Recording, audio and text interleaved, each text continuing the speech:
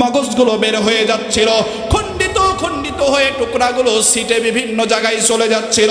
আল্লাহর নবী জিবরাইল আলাইহিস সালামকে বলেন, ও জিবরাইল, জিবরাইল গো, আমি অনেক শাস্তি তো দেখলাম, কিন্তু এই রকম কষ্টের শাস্তি তো আমি দেখি নাই।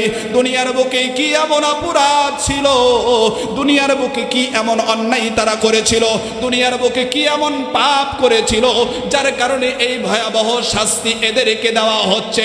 কোন অপরাধে আল্লাহ এদেরকে এত বড় শাস্তি দেয়? জানা দরকার আছে না নাই? কথা বলেন, আছে না নাই? আল্লাহর নবী বললেন, এই রকম শাস্তি তো কারো দেখি নাই, এদেরকে কেন দেওয়া হচ্ছে? আহারে, দয়ার নবী, মায়ার নবী নিজেকে নিয়ে কখনো চিন্তা করতেন না, সব সময় আমাদেরকে নিয়ে চিন্তা করতেন। আমাদের কি হবে, আমরা কি করব, আমরা কোথায় যাব, এটা নিয়ে বিশ্বনবী চিন্তা করতেন। ওই নবী নামাজের কথা বললেন, সেই নামাজ আজকে আমরা পড়ি না। আল্লাহর নবী জিবরাইলকে বললেন, ও জিবরাইল, বলো বলো কি কারণে তাদেরকে এই শাস্তি দেওয়া হচ্ছে?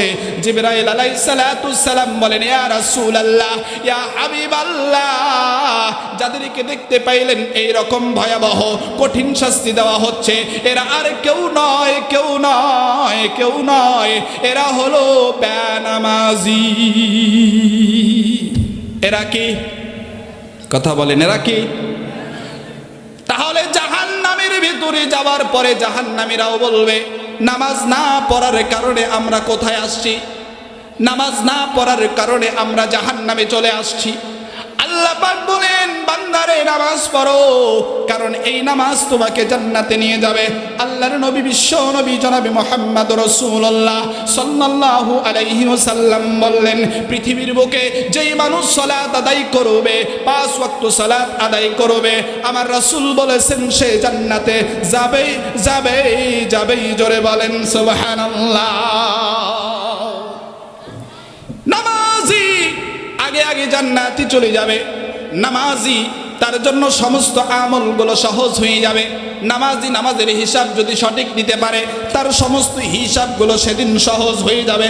আল্লাহর নবী, বিশ্ব নবী জনাবে মুহাম্মদুর রাসূলুল্লাহ সাল্লাল্লাহু আলাইহি ওয়াসাল্লাম বললেন, নামাজ আদায়কারী জান্নাতে যাবে। হযরত আয়েশা সিদ্দিকা রাদিয়াল্লাহু তাআলা আনহার সামনে একটা হাদিস বর্ণনা করতেছিলেন। আয়েশা গো, তুমি কি জানো কিয়ামতের দিন লক্ষ কোটি কোটি মানুষ থাকবে, ওই দিন সূর্যটা 100 হাত মাথার উপরে চলে আসবে। যেই সূর্য পৃথিবী থেকে 9 কোটি 30 লক্ষ মাইল দূরে অবস্থান করে, ওই সূর্যের তাপে দুনিয়াতে কত কষ্ট হয়, অথচ 100 হাত মাথার উপরে যখন চলে আসবে, সূর্যের তাপে মানুষের মাথার মগজগুলো গলতে থাকবে, টকবক করবে, মগজগুলো শরীর বেয়ে জমিনে পড়ে যাবে।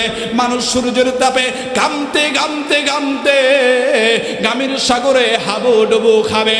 আল্লাহর নবী বলেন, আয়েশা, ওই দিন আমার সুপারিশ ছাড়া কেউ জান্নাতে যেতে পারবে না। আল্লাহ রাব্বুল আলামিন আমাকে ক্ষমতা দিবেন, আমি ক্ষমতা পেয়ে সুপারিশ করে জান্নাতে নিয়ে যাব। তবে সবাইকে না, আমি নিয়ে যাব নামাজীদেরকে। জোরে জোরে বলেন সুবহানাল্লাহ। রাসূলের সুপারিশ ছাড়া কি জান্নাতে যাওয়া যাবে?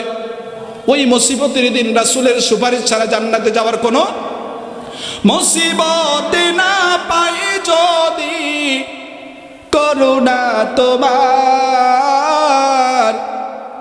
কবরে হাসরে কি হবে আমার? ঠিক কিনা?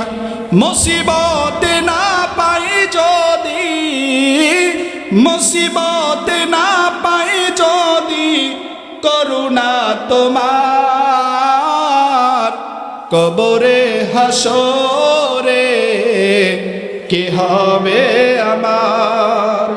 কবরে হাসরে কি হবে